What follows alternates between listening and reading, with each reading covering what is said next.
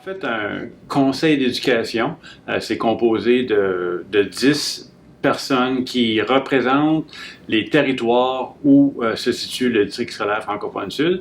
Et on a aussi un représentant pour les jeunes, donc un représentant des élèves qui siège aussi au conseil. Donc, on a un total de 11 personnes là, au niveau du conseil. C'est tous des gens qui sont qui sont engagés, mais ce n'est pas nécessairement des spécialistes et des experts en la matière de l'éducation.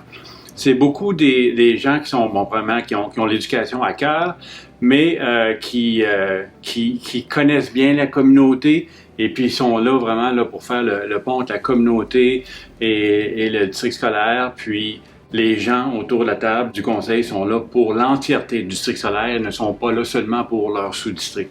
Leur rôle, c'est d'établir l'orientation et les priorités du district scolaire francophone sud, bien évidemment, mais aussi, là, il faut s'assurer de travailler pour offrir aux élèves là, un milieu de qualité. Sur le plan des infrastructures, s'assurer qu'on a les bonnes infrastructures, qu'on a des endroits d'apprentissage adéquats pour les élèves.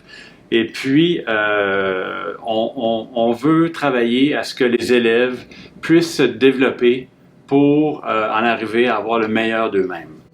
Un des enjeux importants qui va mobiliser notre conseil pour les 4 prochaines années et qui l'a aussi mobilisé dans le passé, c'est les besoins en infrastructure parce qu'on est un district scolaire qui est en augmentation.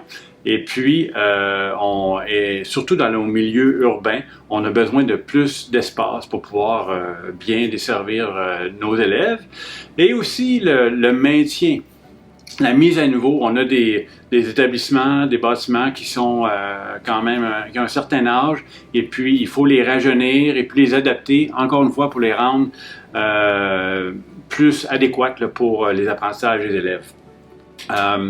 Aussi, un autre enjeu qu'on a, c'est l'offre de services afin de favoriser la confiance linguistique et identitaire. Et ça, dès la petite enfance. Comme vous savez, on a plusieurs de nos écoles, de nos milieux qui sont en milieu majoritairement anglophone, donc c'est important de s'impliquer à ce niveau-là.